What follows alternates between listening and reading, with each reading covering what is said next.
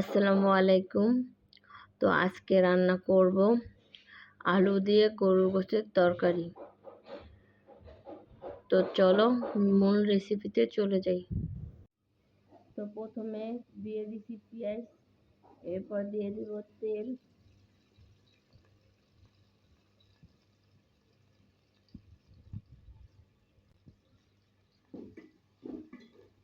ভালো করে মিশিয়ে নেব।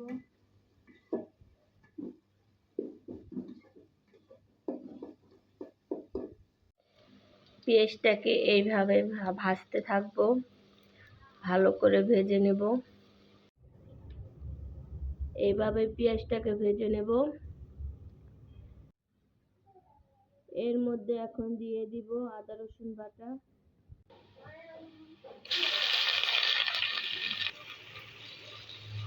দিয়ে দিব কিছুটা পানি,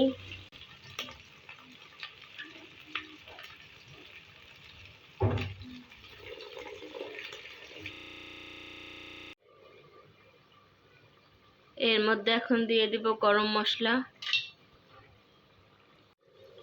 দিয়ে দিব কালো এলাচ, সাদা এলাচ,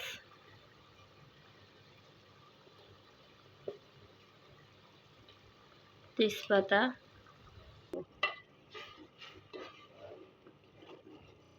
এখন দিয়ে দিব পরিমাণ মতো লবণ,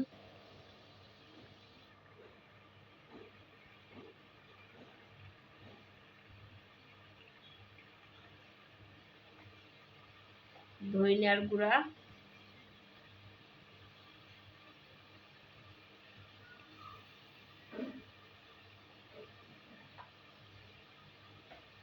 হলুদ গুঁড়া,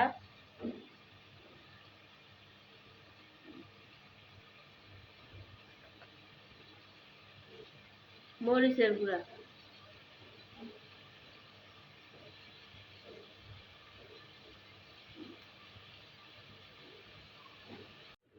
ভালো করে মিশিয়ে কষিয়ে নেব।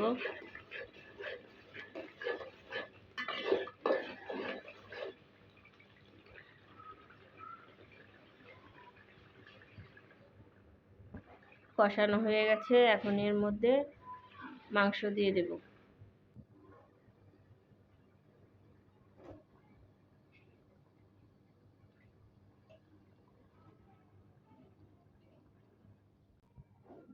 এবার ভালো করে মিশিয়ে নেব।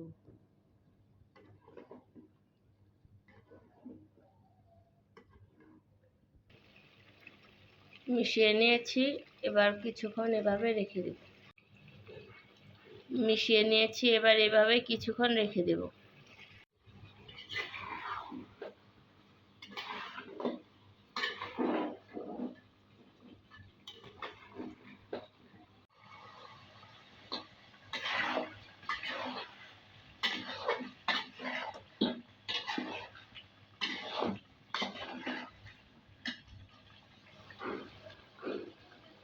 আমাদের কষানো হয়ে গেছে। বুঝবেন যখন মাংস থেকে এভাবে তেল ছেড়ে দেব, তখন বুঝতে পারবেন যে কষানো।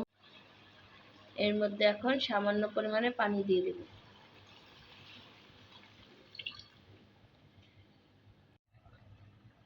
ভালো করে মিশিয়ে নেব।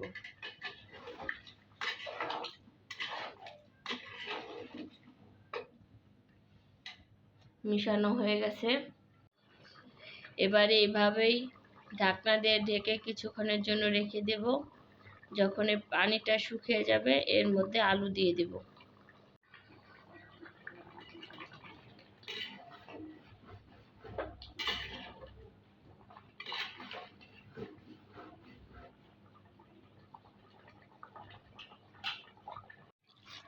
পানিটা শুকিয়ে গেছে, এই পর্যায়ে নাড়া দিব। নাড়া দেওয়ার পরে আলুগুলা দিয়ে দিব, কেটে রাখা আলুগুলা দিয়ে দিব।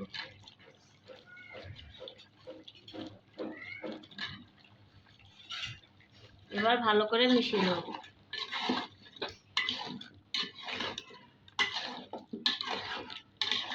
মিশানো হয়ে গেছে, এবার আবার কিছুক্ষণ 5 মিনিটের মতো কষিয়ে নেব।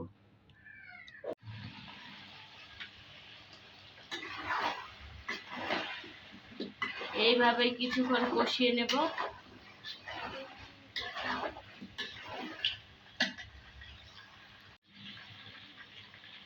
কষানো শেষ। এখন এর মধ্যে দিয়ে দিব পরিমাণ মতো পানি।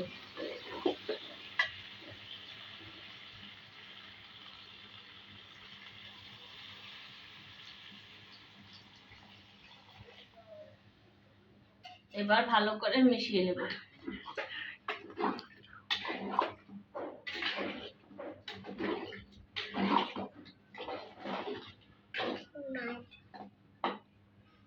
এই পর্যায়ে ঢাকনা দিয়ে ঢেকে রেখে দেব। তো গাইস, আমাদের রান্না সম্পূর্ণ শেষ।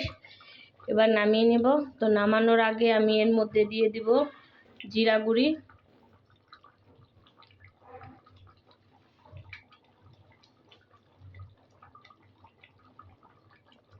এবার ভালো করে মিশিয়ে নেব।